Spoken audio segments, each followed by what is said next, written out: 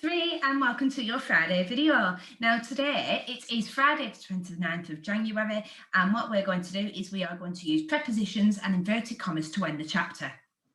So what we're going to do, we are going to be writing part 5, okay, which is the final part of our chapter.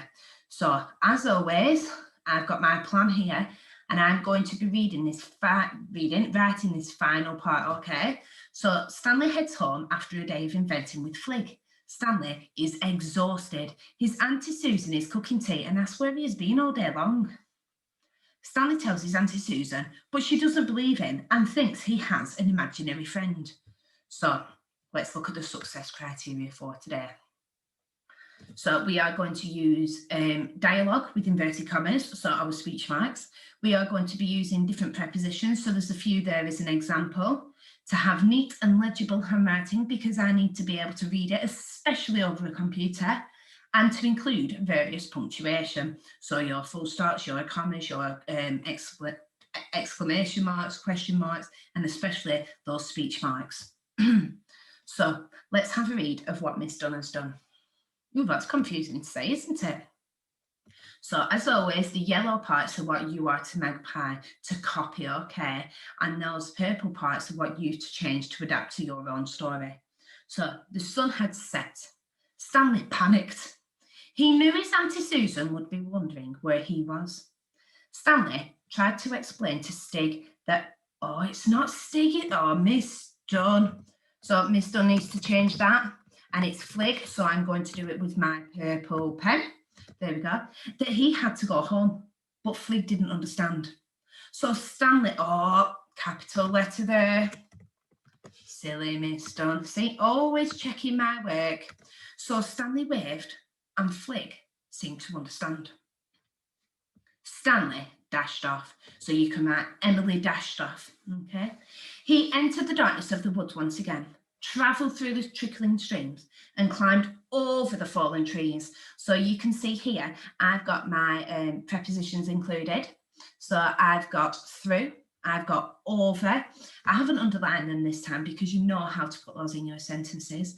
I've copied this bit really from when we wrote part 2 the other day on when they entered the woods.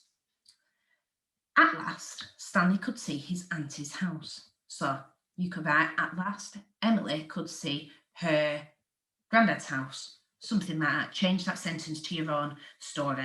But I'd like to have something along those lines, year 3. He burst through the door. Auntie Susan was just getting a pot of piping hot soup off the stove. So, go on, Stanley. Where have you been all day long? Questioned Auntie Susan. Auntie Susan, what a day I have had. I met a creature called Flig. He was very kind. He was a very kind yet hairy thing, Stanley called out excitedly. Oh, out. There we go. Let's change that one. Super duper. There we go. Well, that sounds very interesting. What a lovely name for an imaginary friend, Auntie Susan replied. Stanley looked at his Auntie Susan with a discombobulated look. Flig was real. Now, I've put discombobulated there. You can steal that word if you want. You can magpie that word. That word is just a super fancy word for being confused.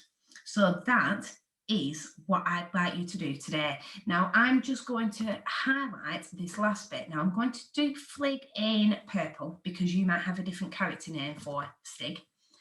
And I'd like to end on this final sentence.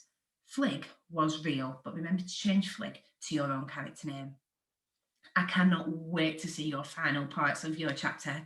Once you've done this, what you can do, you can get all your notes together, all your chapter parts, and you could send me a video of you reading this to me. See how it sounds when it's all put together. I can't wait to see them, year 3. Good luck. Remember your success criteria, and I'll see you soon. Bye.